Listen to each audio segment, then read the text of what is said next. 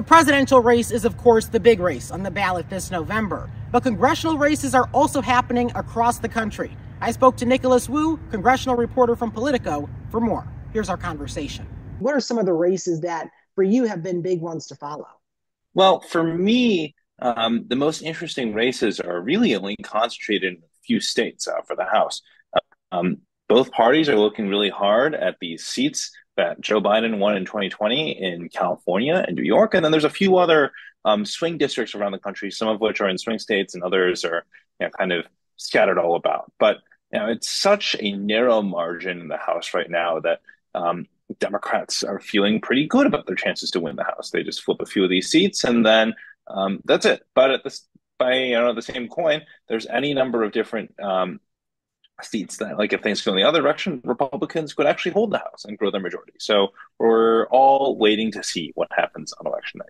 And obviously the House is something that obviously doesn't get as much attention as the Senate sometimes, but it still has a lot of influence. So kind of speak to that, because there are some things that become frustrating when you have such narrow margins and you have so much division. Yeah. So what I find really interesting about covering the House is the more local, granular look at politics you can get from these districts. Take Maine's second congressional district, for example. It's a more rural part of the state. It's the eastern half.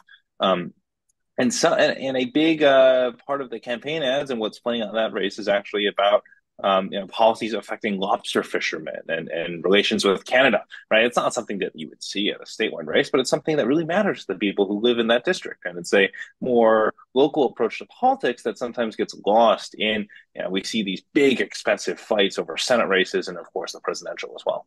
We've really seen the intersection of national issues becoming local issues in some districts, because I know here in Ohio's 9th congressional district, a lot of the talking points, they seem to match what the national party messaging is. And so why are some of these campaigns following the national messaging when their districts have their own issues?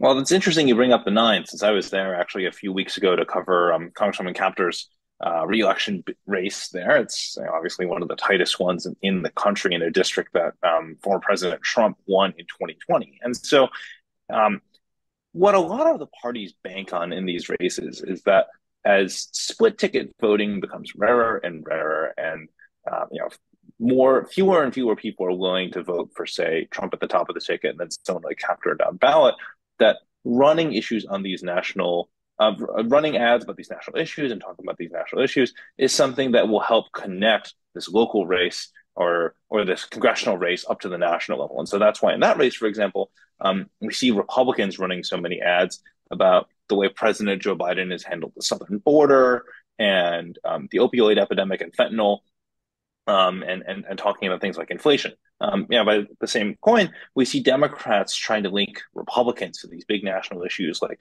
abortion, trying to link Republicans to supporting an abortion ban. And so, we see this play out in race after race around the country. Eventually, winners are going to be declared. And as the House is currently, it can be difficult sometimes to get bipartisan legislation to happen. So do you think that after the election, we could see more challenges with regard to bipartisanship and actually being able to get laws passed? There will definitely be challenges with bipartisanship, regardless of the way the election goes. Based on even looking at what's coming up on the horizon, Congress is going to be faced with these big policy challenges next year. Obviously, you have the basic deadlines to fund the government, but on top of that, there's looming deadlines about the debt ceiling coming up in the lame duck.